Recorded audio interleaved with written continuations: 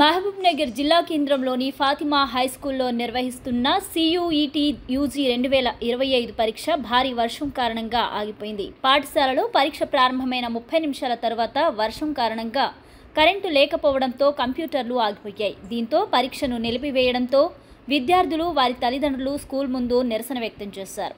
ఈ సందర్భంగా పరీక్ష నిర్వాహకులు మాట్లాడుతూ వర్షం కారణంగా కరెంటు లేక కంప్యూటర్లు ఆగిపోవడంతో పరీక్షలు నిలిపివేశామని, ఇదే విషయమై NTA తో మాట్లాడామని, వారు రీషెడ్యూల్ చేసి త్వరలోనే పరీక్షలు నిర్వహిస్తామని వెల్లడించినట్లు తెలిపారు.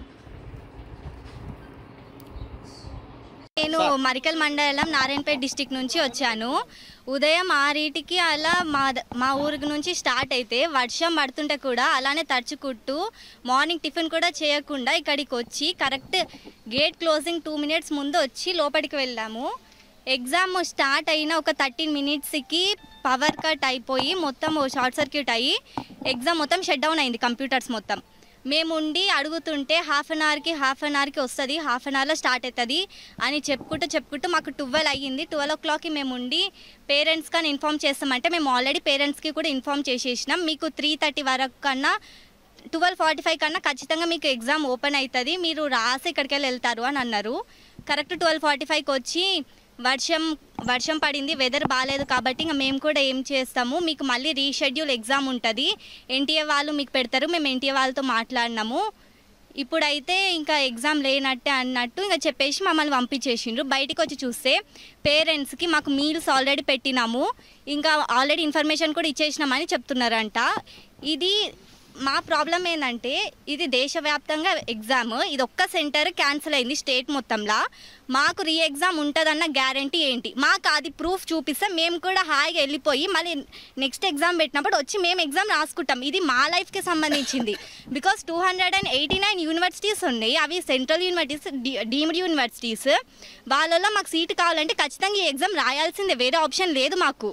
సో ఇది డూ ఆర్ డై ఎగ్జామ్ అన్నట్టు మాకు ఇప్పుడు ఈ ఎగ్జామ్ మళ్ళీ మాకు ఉంటుంది అని మాకు ప్రూఫ్ చూపిస్తేనే మేము ఇక్కడికి వెళ్ళి వెళ్తాం. దీనికి మీరు కాలేజ్ వాళ్ళే ఇంకా బాధ్యత తీసుకోవాల్సిందే కోరుతున్నాం. NTA వాళ్ళతో మాట్లాడినాం అని అన్నారు. మాకు 3:30 వరకు ఎగ్జామ్ ఉంటుందని ఎందుకు చెప్పిండ్రు? మళ్ళీ అప్పుడే NTA వాళ్ళతో మాట్లాడిన వారు ప్రెస్ వాళ్ళు వచ్చినప్పుడు కూడా మేము మాట్లాడతామని చెప్పేసి వెళ్ళిండ్రు. కరెక్ట్ ప్రెస్ వాళ్ళు వచ్చి గేట్ ముందర ఉండగా గేట్ లాక్ చేసుకొని అందరు పైనకి ఎక్కిండ్రు. అది ఏంటి అని అంత ధైర్యంగా ప్రూఫ్స్ అవన్నీ ఉండి అవన్నీ చూపించిన వాళ్ళు డైరెక్ట్ ప్రెస్ రాన్నాడు వచ్చి ముందర వచ్చి మాట్లాడాలి. ఎందుకు వెనకాడికి వేసిండ్రు? ఇది మా లైఫ్కి సంబంధించింది, కాలేజ్ వాళ్ళకు ఏం కాదు, ఎవరికి ఏం కాదు. ఇప్పుడు ఇది కనుక తేలకపోతే స్పాయిల్ అయితే మా లైఫ్స్ అసలు. బికాస్ మాకు ఏ ఆప్షన్ లేదు. ఇంకా ఎగ్జామ్ June 3 వరకు ఎగ్జామ్లు ఉంటాయని అన్నారు. June 3 తర్వాత ఉంటాయి అని అంటున్నారు మాకు ఎగ్జామ్. ఆ ఎగ్జామ్ మాకు చూపించాల్సిందే ఎప్పుడు ఉంటుందని.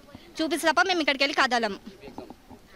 ఈరోజు నాకు ఉదయం 9 నుంచి 12 వరకు CUET ఎగ్జామ్ పడింది, as well as AP exam కూడా AP MCET పడింది హైదరాబాద్లో.